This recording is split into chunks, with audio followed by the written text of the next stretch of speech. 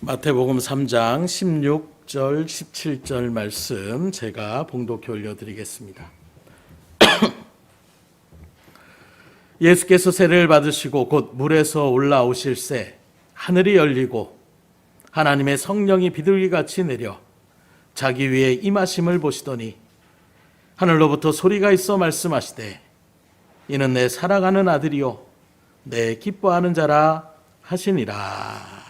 아멘. 우리 아이들이 어렸을 때에 그런 장난을 가끔 칠 때가 있었어요.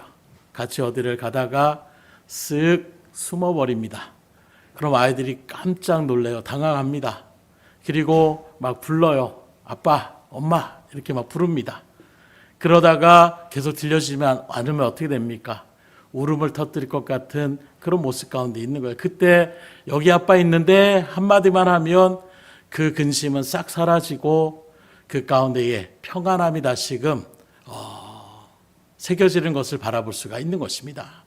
말씀처럼 오늘 우리가 읽은 본문의 말씀, 예수님이 이제 공생의 사역을 시작하며 나아가는 그 첫걸음이라고 할 수 있는 요단강에서 이제 세례 요한에게 세례를 받으며 나가실 때에 하나님의 음성을 듣고 나아가는 모습을 우리에게 증거하고 있는데, 앞서 말한 것처럼 우리가 인생을 살아갈 때에도 아이에게 부모의 어떤 모습이나 그 음성이 들려지지 않으면 모든 것이 즐겁고 놀이동산이고 이거 상관없습니다. 갑자기 두려움이 엄습하는 것처럼 성경의 말씀을 바라보더라도 하나님과의 교제가 끊어지는 순간 이스라엘 백성들에게는 어두움의 나날이 시작되었음을 성경 우리에게 분명하게 증거하고 있어요.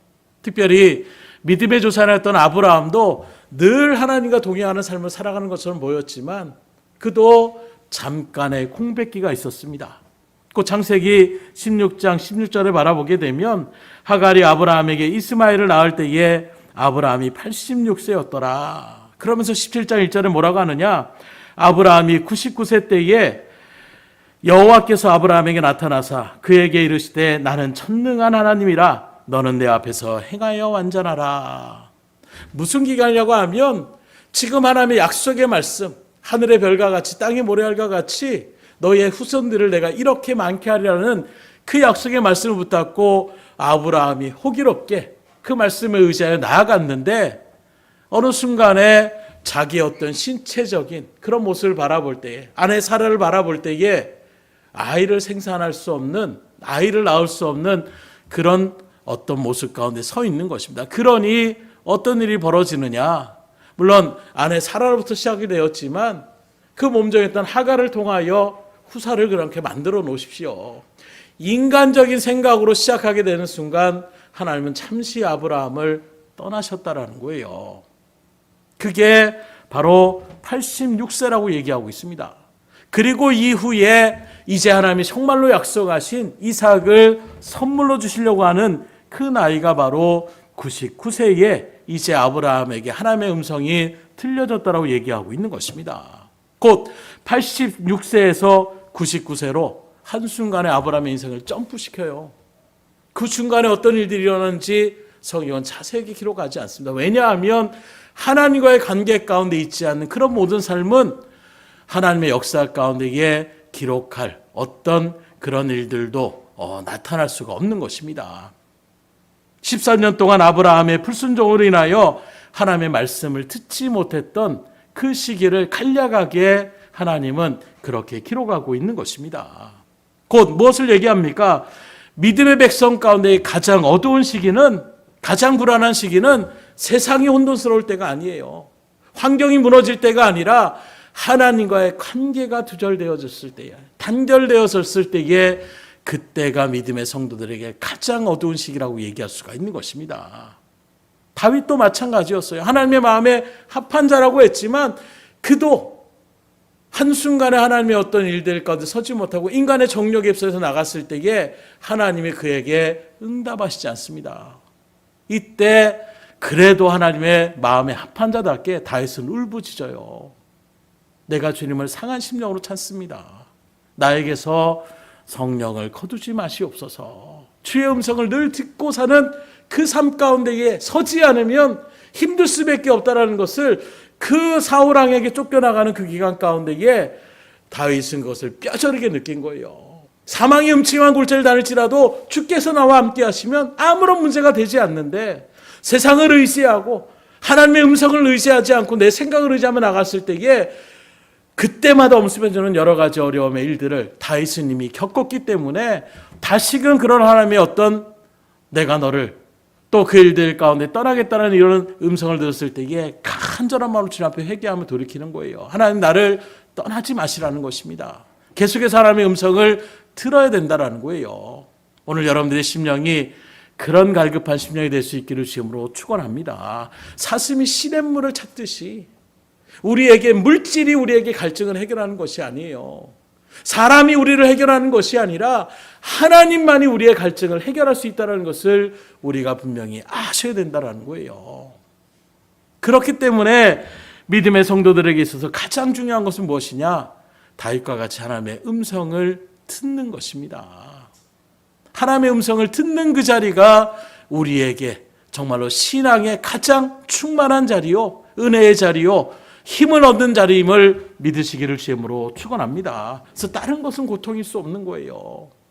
주의 음성이 들려지면 그 어떤 환난의 순간에서도 무너지지 않습니다. 바울과 실라를 바라보십시오. 억울하게 감옥에 갇히고 옳은 일을 행하면서도 그런 일들 가운데 채찍까지 당합니다. 그러나 그 순간에서 바울과 실라는 하나님이 나와 함께 하신다는 것을 분명하게 믿음으로 알고 있었어요. 그래서 그 억울한 일들 속에서도 하나님을 찬미하며 기도하니까 한순간에 하나님이 그 모든 환경을 무너뜨려 버리시는 것입니다. 오히려 간수장의 온 가족을 구원하는 믿음의 역사, 오히려 도망가지 않고 간수장이 스스로 자결하게 우리 여기 있으니까 자결할 생각하지 말아라. 오히려 죄인 취급을 당하고 채찍을 당하며 비웃음을 당했던 이 바울이 한순간에 하나님이 개입하는 그 순간에 간수장을 오히려 그 일들 가운데 위로하며 나갈 수 있는, 그때 간수장이 어떻게 합니까? 무릎을 꿇는 거예요. 뭐 별말도 하지 않았는데 우리가 여기 있으니까, 도망가지 않았으니까 몸을 해하지 말라, 이 말 한마디에 내가 어떻게 하여야 구원을 얻을 수 있습니까? 이때까지 바울과 실라를 우습게 여기고 그렇게 비웃었던 그 간수장이 한순간에 하나님의 그 역사하신 가운데에 무릎을 꿇고 나에게 구원이 어떻게 이루어지는지를 알려달라고 하는 하나님의 역사를 이렇게 드라마틱하는 거예요. 이런 일들은 어디에서 일어나느냐? 하나님의 음성을 들을 때에 우리에게 이런 놀라운 일들이 일어날 수가 있는 것입니다. 무엇이 걱정스럽습니까? 무엇이 근심이 됩니까? 하나님의 음성을 들을 수 있기를 주님으로 축원합니다.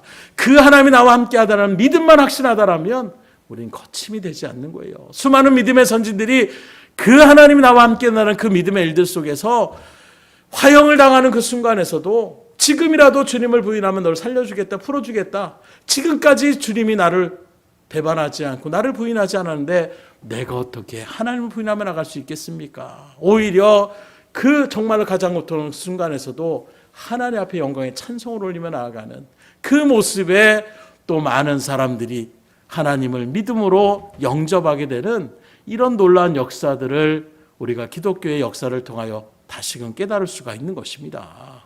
이 일들은 그 사람들은 대단한 사람이지, 요새 일상의 영웅이란 그런 모습들, 표현들을 많이 하더라고요. 뭐 어떤 나라를 위기를 구하고 뭐 잔다르크와 같이 뭐 이런 놀라운 어떤 위대한 일을 하는 사람들이 영웅이 아니라 정말로 불이 갑자기 나가지고 자동차 사고 가운데에 있는 사람을 그냥 뛰어들어가서 그 사람을 건져내는 그 사람이 바로 우리의 영웅이라고. 한 사람이 갑자기 쓰러져서 식당에서 호흡곤란이 났을 때에 주방장이 있던 주방장이 갑자기 뛰어나와서 심폐소생술을 해서 그를 살리며 나아가는 이런 모습들이 어찌 보면 우리 일상의 영웅같이 우리들도 마찬가지예요. 바울이니까 가능했죠. 다윗이니까 가능하죠. 믿음의 어떤 일들 가운데 있으니까 가능하죠. 아닙니다.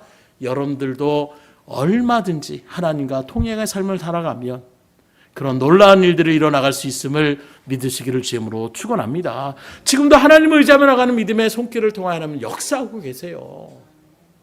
저도 말씀드렸잖아요. 지금도 병자들을 일으켜 세우십니다. 하나님이 치유하여 주십니다. 귀신을 쫓아내십니다. 꼭 이런 보여지는 것이 아니라 우리가 한 영혼을 구원의 자리 가운데 이끌어가는 것, 이게 바로 하나님 바라볼 때는 가장 큰 믿음의 일들을 감당함을 우리에게 칭찬하시는 거예요. 귀신을 쫓아내지 못해도 상관없어요. 환자를 일으키지 못해도 상관없습니다. 그 한 영혼을 믿음의 백성으로, 여러분들의 그 수고와 그 섬김과 그 노력과 그 하나님과 동행하는 믿음의 역사 가운데서 구원의 자리로 이끌어 간다라면 그것이 가장 하나님이 기뻐하시는 자리임을 믿으시기를 주님으로 축원합니다. 그런 모습에서 오늘 본문의 말씀을 통해서도 예수님을 바라보십시오. 공생의 출발, 우리 김사님이 정말 성경을 잘 묵상해요. 예수님의 첫 발걸음의 일들 가운데서 하나님은 먼저 예수님에게 그의 정체성을 분명하게 알려주시는 거예요. 물론 주님도 알고 계시겠지만 그 세례 요한과 그 모든 일들 가운데 분명하게 확증시켜 주는 것입니다. 하나님과 예수님과의 관계가 어떤 자리인지를 분명하게 알려주시는 거예요. 친밀한 관계임을 알려주시고 그 예수님이 바로 내 아들이라고 하나님이 직접 지칭하여 주시는 것입니다. 이 하나님의 단 한마디의 음성으로 예수님에 대한 평가는 끝난 거예요.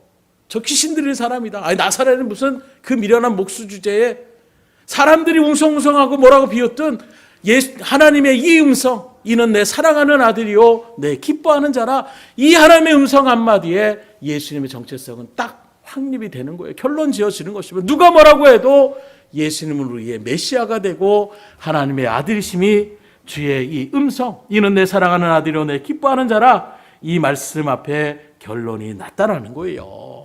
그 이를 통하여 오늘 우리에게도 하나님은 어떻게 합니까? 이 하나님의 음성이 들리면 세상의 잡다한 소리가 우리 가운데 이제 들려지지 않는 거예요. 너 그래서 되겠어? 야, 그런 일들로 뭘 할 수 있겠어?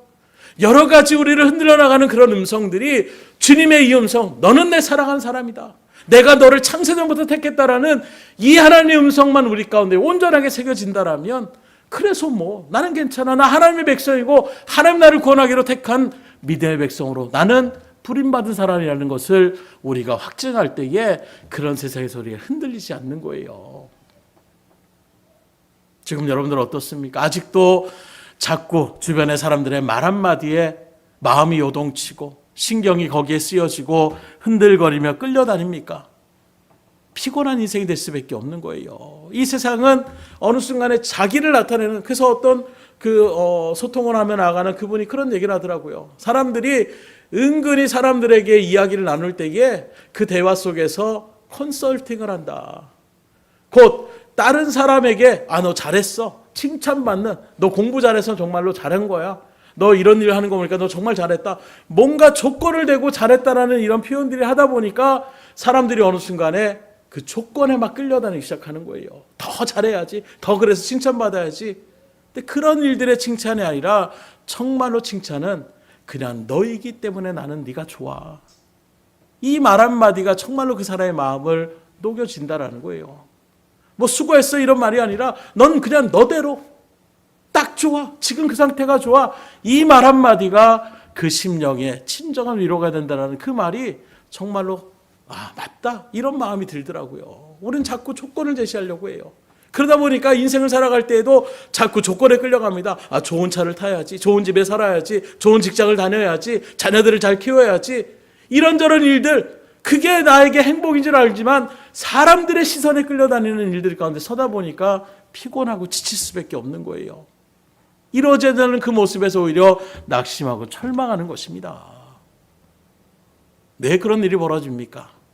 하나님의 음성이 선명하게 들려지지 않을 때 그런 문제가 생기는 거예요. 하나님의 음성만 우리에게 분명하게 들려진다라면, 너는 내가 택한 백성이다, 나의 사랑하는 자녀다라는 이 분명한 믿음이 확실히 있다라면 다른 사람들의 말 한마디에 흔들리지 않는 거예요. 그래서 이방인을 택한 나의 그리스도라는 그 말 한마디에 바울은 어떻게 합니까? 자기를 죽일 수도 있는 권세들 앞에서 당당할 수 있는 건 다른 것이 아닙니다. 그 사람들 올 때 죄인이구나, 쇠사슬이 매였구나. 그러나 바울은 말합니다. 내가 쇠사슬이 지금 매여 있는 이거 외에는 당신들이 오히려 나를 본받기 원합니다. 그 사람들 입장에서는 이게 뭔 이상한 소리냐, 말도 안 되는 소리냐. 그러나 바울은 무엇이 있습니까? 믿음의 확신이 있는 거예요. 하나님의 분명한 음성을 들었던 그 믿음의 사람이었던 바울은 사람들의 시선이 두렵지 않은 것입니다. 이 믿음의 자리에 여러분들도 같이 동참할 수 있기를 간절히 소망하시고 하나님의 은혜를 충만히 누릴 수 있기를 주님으로 축원합니다. 그때 자유로움이 생기는 거예요. 더 이상 사람들의 시선에 굴복하는 것이 아니라, 그 시선에 왔다 갔다 흔들리는 것이 아니라 하나님 나와 함께 하시죠. 그 주님의 뜻 가운데 우리가 온전하게 선다라면 거칠 것이 없는 거예요. 아이들 바라보세요. 전쟁이 일어나고 난리가 나도 그 아이들은 크게 두려운 거 아니에요. 부모의 품에만 있으면 아이는 가장 평안함을 느끼게 되는 것입니다. 그 위기가 어떤 위기인지 알 필요가 없는 거예요. 오늘 저희들도 마찬가지입니다. 환경이 우리를 두렵게 하는 것처럼 보이지만 여러분들이 하나님의 품 안에 들어가는 순간 그 모든 세상의 것들은 우리 가운데 아무런 문제가 되지 않는 이 은혜를 소망할 수 있기를 주님으로 축복합니다. 이게 신앙의 참맛이에요. 그때 정말로 즐겁습니다. 믿음의 일을 할 때 가장 즐거운 건 하나님의 응답을 받고 기도하면 하나님이 역사하여 주시고 또 그 일들 가운데 하나님이 도움의 손길을 주시고 하나님 앞에 나아가기만 하면 이렇게 저렇게 해결해 줄 때 그때 정말로 신앙이 신이 나는 거예요. 반대로 기도를 해도 정말 하나님이 듣는지 안 듣는지 모르겠고 신앙생활을 열심히 하는데도 딴 사람들의 시선만이 느껴지고 하나님이 정말로 나의 일내 가운데 이게 기쁨을 주시고 평안을 주시는 이런 마음의 은혜가 없으면 즐겁지가 않은 거예요. 찬양을 하며 나가는 자도 마찬가지입니다. 하나님 나의 찬양을 들으신 줄 압니다 하는 그 믿음 가운데 찬양을 들리면 그 자리가 그렇게 즐거울 수가 없어요. 그런데 뭔가 음정을 맞추고 박자를 맞추고 하모니를 맞추고 이 모든 것들을 위하여 거기에 사람들이 어떻게 할까? 성도들이 어떻게 들을까? 이 순간에 그 자리는 정말 힘든 자리가 됩니다. 예민한 자리가 돼요. 피곤한 자리가 됩니다. 여러분들의 신앙생활은 어떻게 가십니까? 피곤한 신앙생활이십니까? 아니면 즐거움으로 나가십니까? 즐거움의 자리 가운데 서시려면 하나님의 이 사랑의 음성을 들을 수 있기를 주님으로 축원합니다. 사람들은 여러분들 살아봐서 알지만 우리를 칭찬할 수도 있고 비난할 수도 있어요. 그러나 칭찬에 좋아하고 비난에 우리가 정말로 끙끙하는 일들 가운데 있다 보면 우리는 세상에 휩쓸릴 수밖에 없어요. 요동할 수밖에 없습니다. 그래서 예수님의 공생의 사역의 첫걸음을 할 때 하나님은 먼저 분명하게 확증시켜 주는 거예요. 너는 나의 사랑하는 아들이고 내가 기뻐하는 자다. 그리고 이 말씀은 오늘 우리에게도 통일한 하나님의 음성임을 믿을 수 있기를 주님으로 축원합니다. 예수님의 십자가를 통하여 우리를 구원하셨다라는 이 믿음의 이 복음의 말씀이 오늘 여러분들이 이 자리 가운데에 서 있을 수 있도록 인도하여 주시지 않았습니까? 그 십자가의 예수님의 죽음을 통하여 하나님이 나를 얼마나 사랑하셨으면 그 독생자까지도 저렇게 내어주실 정도로 나를 사랑했는가 하는 이 믿음이 새겨질 때에 그때 우리의 마음은 제가 느꼈던 감정은 심장이 터져나가는 것처럼 보여요. 그래서 몇 번 여러분들이 말씀드렸지만 간절하게 저도 뜨겁게 기도하며 나갈 때 저도 하나님 듣고 싶습니다. 하나님 보고 싶습니다. 저도 환상 보고 싶습니다. 기도하며 나가는데 그때 저의 마음을 딱 한마디로 그래도 나는 너를 사랑한다. 이 음성이 그냥 한순간에 무너지더라고요. 뭐 이런저런 어떤 보여주는 것이 아니라 그래도 나는 너를 사랑한다. 이 음성 한마디에 그냥 제 감정이 폭받쳐 오르는 그 일들 가운데 하나님 내가 잘못했습니다. 내가 주님 앞에서 온전치 못했습니다. 내 입으로 막 하나님 앞에 마치 베드로가 그 주님의 음성을 듣고 거기서 나는 죄인입니다. 나를 떠나달라고 고백했던 것처럼 저마다 주님 앞에 믿음의 감격의 소리가 메아리치게 되는 거예요. 그때의 그 기도의 자리는 잊을 수가 없습니다. 기도하는 것이 그전에는 너무 힘든 거예요. 기도를 누가 시키면 덜덜덜 어떻게 해야 되지? 잘해야 되는데 그런데 그 하나님의 체험의 은혜를 딱 받게 되니까 기도하는 그 시간이 너무나도 기다려지는 것입니다. 세상에 노는 것보다도 기도해야 되는데 지금 예배 시간인데 예배 기도하는 시간인데 이 시간이 기다릴 줄은 상상도 못했어요. 왜요? 은혜를 체험하게 되니까 하나님의 음성을 듣게 되니까 신앙이 틀려지는 거예요. 그 전까지는 예배하는데 빨리 지금 끝나지. 또 친구 만나야 되는데 뭐 약속 있는데 그런데 하나님의 음성을 듣게 되니까 말씀이 막 살아 움직입니다. 심령을 막 흔드는 거예요. 그냥 고백이 절로 나면 하나님 감사합니다. 그렇게 은혜를 주셨으니 너무나도 감사합니다. 제가 이 자리에 앉은 것만으로도 너무나 축복입니다. 그냥 말씀 한마디 한마디, 기도에 또 찬양하며 나가는 그 가사 하나가 마음 가운데에 그대로 새겨지는 거예요. 딴 사람의 어떤 가사의 내용이 아니라 그 가사가 바로 나의 가사로 하나 앞에 올려지는 찬송의 가사로 올려지더라는 것입니다. 그러니 음성을 들을 수 있기를 주님으로 축원합니다. 음성을 들어야 되는 거예요. 실제로 아이들도 바라보십시오. 사랑을 받는 아이들이 자신감이 넘쳐요. 우리 아이들도 우리 큰아들도 얘기한 것처럼 아빠의 어떤 사랑과 이런 일들 가운데 있으니까 동네 거기 있는 형들이 자기보다 덩치도 큰 사람들이 얘기해도 자신 있게 얘기하는 거예요. 그런 모습에서 막 반말하면 나가니까 이 자식이 이 말 한마디에 제가 미안하다, 얘가 어려서 이 말 한마디에 움찔하면서 아이고 아빠하고 같이 왔구나. 그리고 나가는 것처럼 그런 그 모습을 또 어린아이의 시선이 다 바라보면 뭡니까? 자신감이 또 생기는 거예요. 아빠만 있으면 다 되는구나. 아이에게 있어서 부모만 있으면 모든 것이 만사 형통인 거예요. 하나님이 우리에게 그런 아버지가 되신다라고 말씀하고 있는데 우린 자꾸 하나님 정말 귀찮습니다. 마치 탕자처럼 내 혼자 힘으로 한번 해볼게요. 여지없이 깨어질 수밖에 없는 거예요.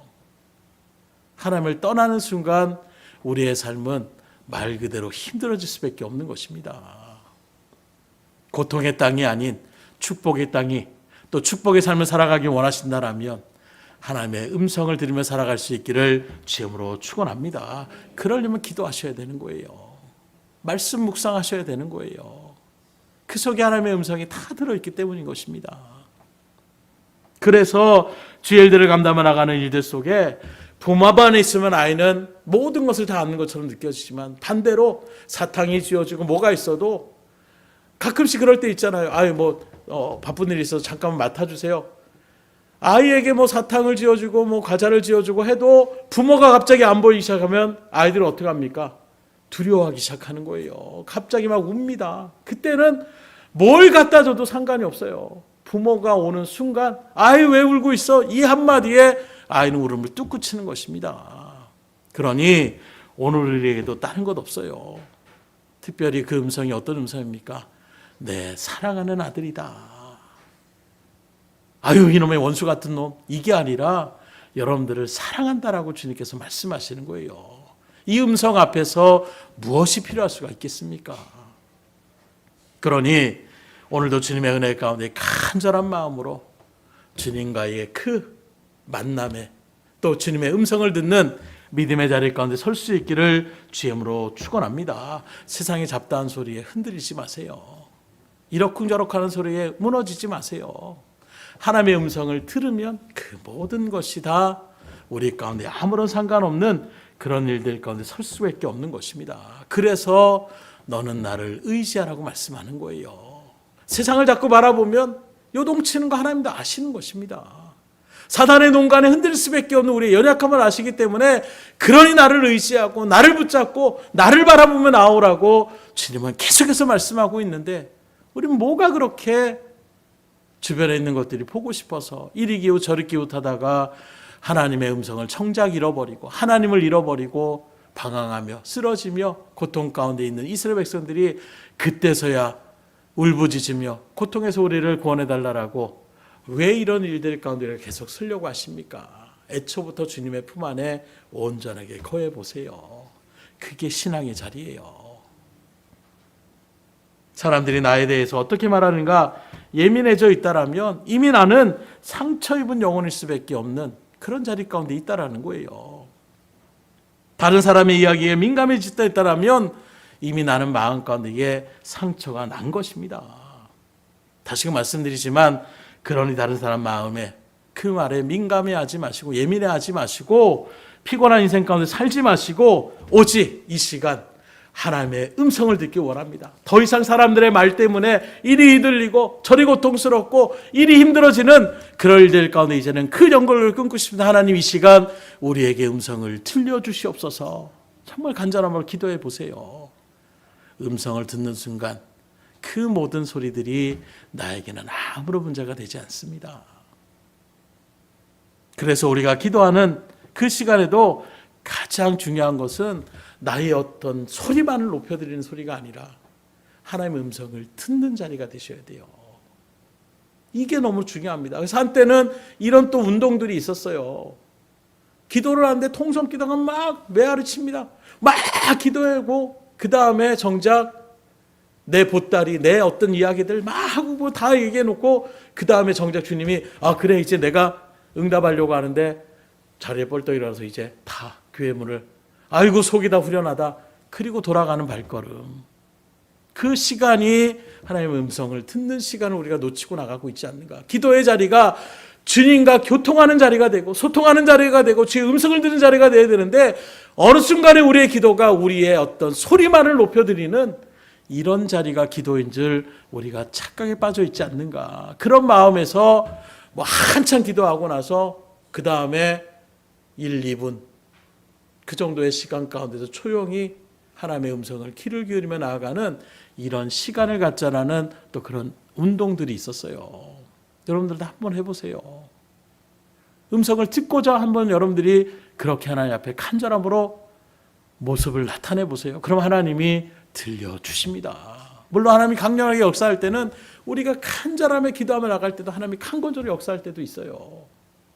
그러나 그런 모습에서 우리가 역사하는 모습들도 우리가 간절하지만 만약에 그런 역사가 일어나지 않다면 기도의 소리를 잠시 내려놓고 내 소리를 잠시 내려놓고 주의 음성을 나에게 들려주시옵소서 하고 우리의 마음을 열고 주님 앞에 집중해 보십시오.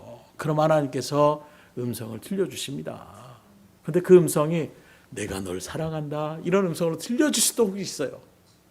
최근에도 목사님 한 분이 뭐 그런 얘기를 막 하실 때 제가 뭐 어떤 사역지를 이렇게 얘기하시는데 여기에서 또 사역을 뭐 오라고 해서 갔는데 뭐 여러 가지 조건이나 이런 것도 좋았지만 아무래도 하나님이 가지 말라라고 하시는 것 같아서 그래서 내가 그걸 갖다 보류하고 하지 않았다. 그래서 제가 물어봤어요.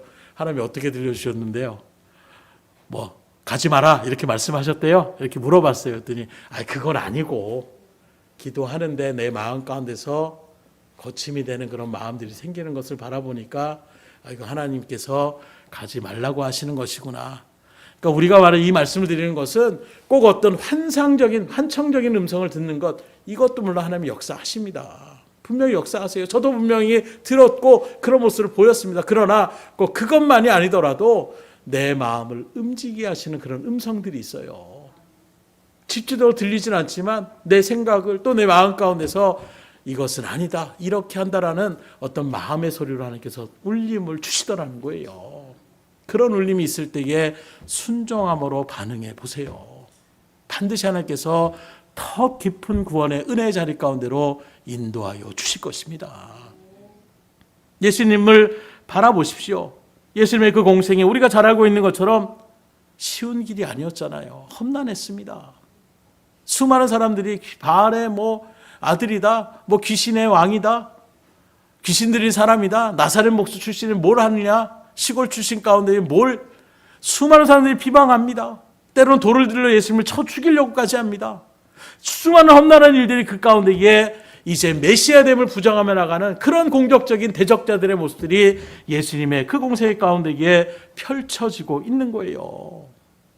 매일같이 복음을 전하며 나가려고 하면 비난이 쏟아지는, 예수님을 비난하며 나아가는 유대인들의 또 세력자들의 그런 공생 가운데 사셨다는 것입니다. 그러나 주님은 그런 말들에게 휘둘리지 않고 오히려 넉넉함으로 이겨나가셨어요.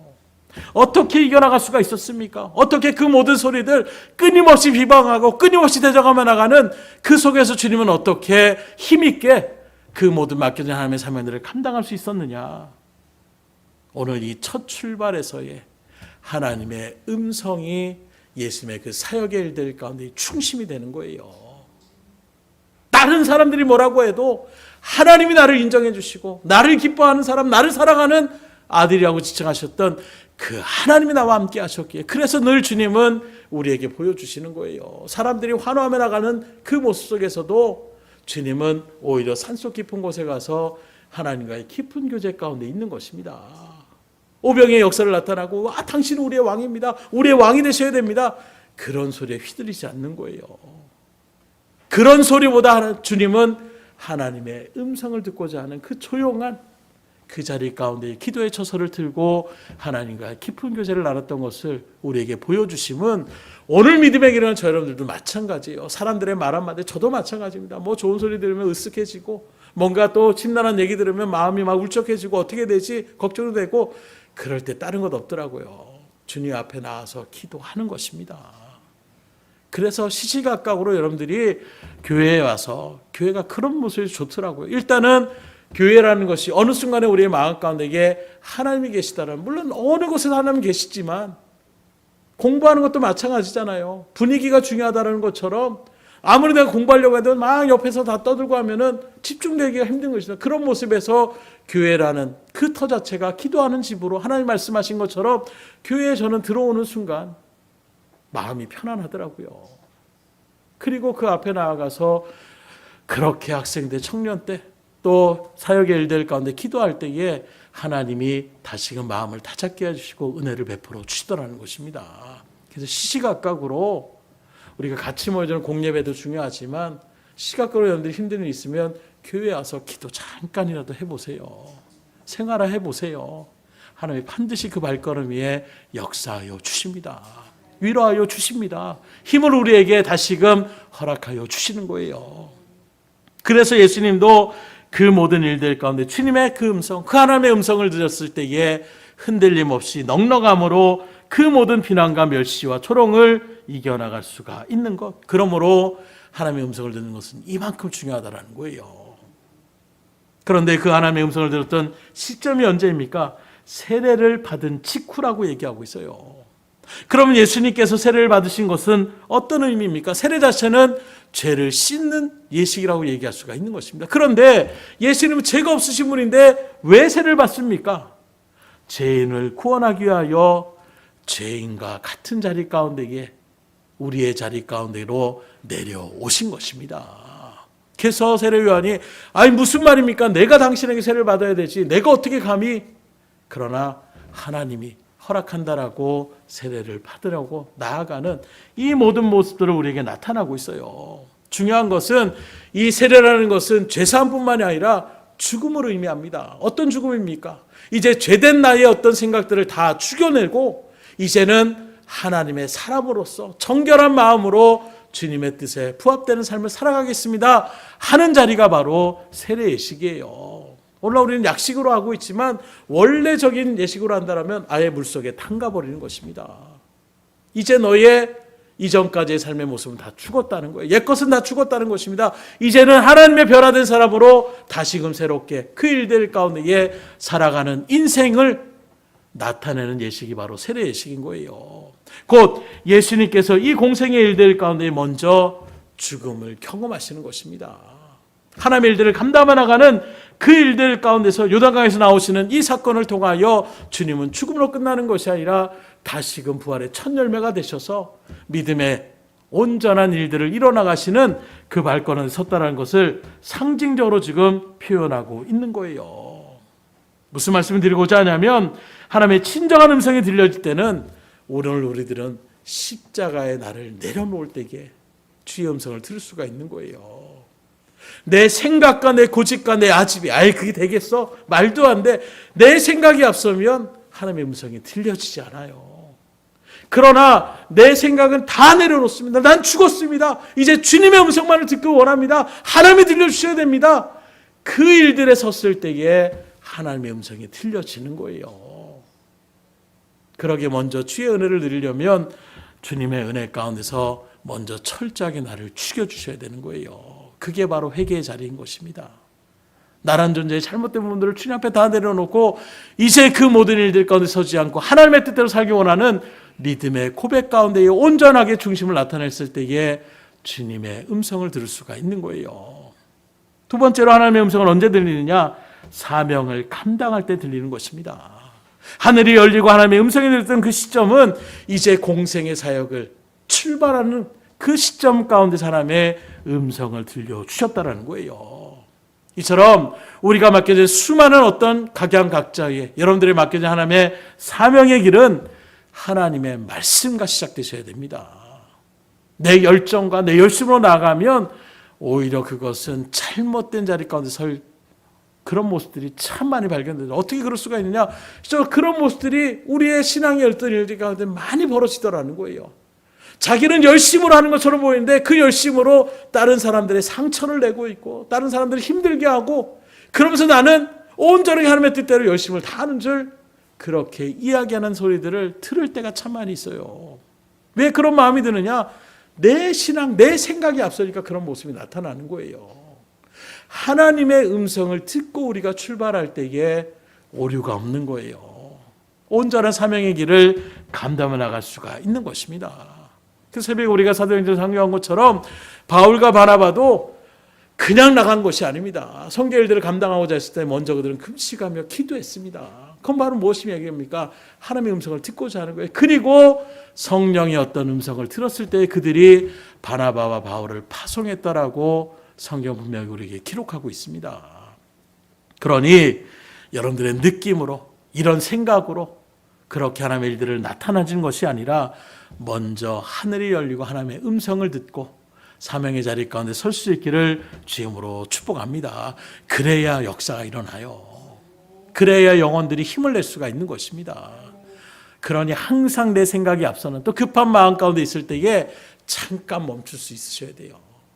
저도 급한 편이에요. 그런데 그럴 때마다 이제 습관적으로 하는 것이 먼저 하나님 어떻게 할까요?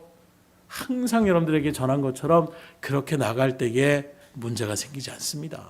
또 어떤 문제가 맞닥뜨릴 때도 하나님 이것을 어떻게 받아들여야 됩니까? 먼저 잠깐 기도하는 그 시간을 가질 때에 내 마음을 추스려 나갈 수가 있는 거예요. 그때 실수가 없습니다. 그런데 그냥 내 생각이 먼저 앞서 나가다 보면 하지 말아야 될 얘기들도 막 쏟아져 나올 때가 있고, 그러다 보면 오히려 하나님의 영광을 드러내는 것이 아니라 영광을 가리며 나가는 이런 일들 가운데 서더라는 거예요. 그래서 성경을 바라보더라도 모세도 어떻게 사역이 시작합니까? 가시떨기 나무 가운데 하나님의 음성을 들었을 때에 그가 민족의 지도자로 그렇게 세움받는 것을 바라볼 수 있습니다. 창세기 22장에 보면 아브라함도 마찬가지예요. 우상을 만드는 그 집안 가운데 하나님이 와서 본토 친척 아비 집을 떠나라. 그 음성을 듣고 사역의 길을 걸어갈 수가 있었어요. 사무엘도 마찬가지입니다. 어린아이에게 계속해서 하나님의 음성이 들렸을 때에 그때의 사무엘이 하나님의 일들을 감당해 나갈 수 있는 믿음의 사람으로 서다라는 거예요. 이사야 선지자도 마찬가지입니다. 예레미야도 마찬가지예요. 수많은 믿음의 선지들을 바라보게 되면 먼저 하나님의 음성이 들려졌을 때에 그들의 사역의 길을 온전하게 걸어갈 수 있었음을 성경 우리에게 분명하게 증거하고 있습니다.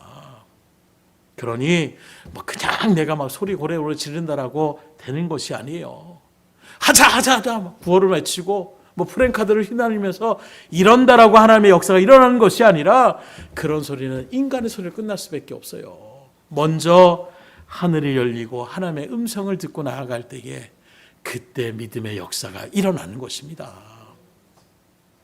오늘 이 밤에 정말로 하나님의 말씀의 음성이 여러분들의 심령 가운데에 들려질 수 있기를 주님으로 축복합니다. 말씀을 드립니다. 아들이 공생애를 시작할 때에 아버지로서 어떤 마음이겠어요? 이런저런 일들 하고 싶은 말들이 얼마나 많이 있겠습니까? 그런데 다른 말씀 없이 딱 한마디 합니다. 이는 내 사랑하는 아들이다. 쉽게 말하면 내가 널 사랑하고 있다. 내가 너를 통하여 기뻐하고 있다. 그러니 흔들리지 말아라. 이 음성 한마디에 3년 반 동안 예수님은 공생의 일들을 온전히 걸어갈 수가 있었던 것입니다. 오늘 우리의 삶도 마찬가지예요. 주님의 음성만 들으시면 돼요. 신학의 길을 걸어가는데 힘듭니까? 지칩니까? 나는 왜 이 모양이죠? 왜 풀리지가 않고 늘 마음 가운데 어둠이 있고 걱정과 근심이 떠나지 않습니까? 오늘 시간 간절한 마음으로 기도해 보세요. 하나님, 나에게도 음성을 들려 주시옵소서. 수많은 믿음의 역사, 선진들이 주의 일들 가운데 음성을 듣고 주의 일들을 온전히 감당했던 것처럼 하나님, 저도 주의 일들 가운데 온전히 맡겨진 사명을 감당코자 원하오니 음성을 들려 주시옵소서. 그러므로 흔들림 없이 세상이 그 어떤 소리 해도 요지부동하지 않고 중심을 잡고 맡겨진 주의 일들을 온전히 감당할 수 있는 믿음의 사람으로 주님 인도하여 주시옵소서. 하나님 앞에 간절한 마음으로 기도할 수 있기를 주님으로 축원합니다. 기도하겠습니다.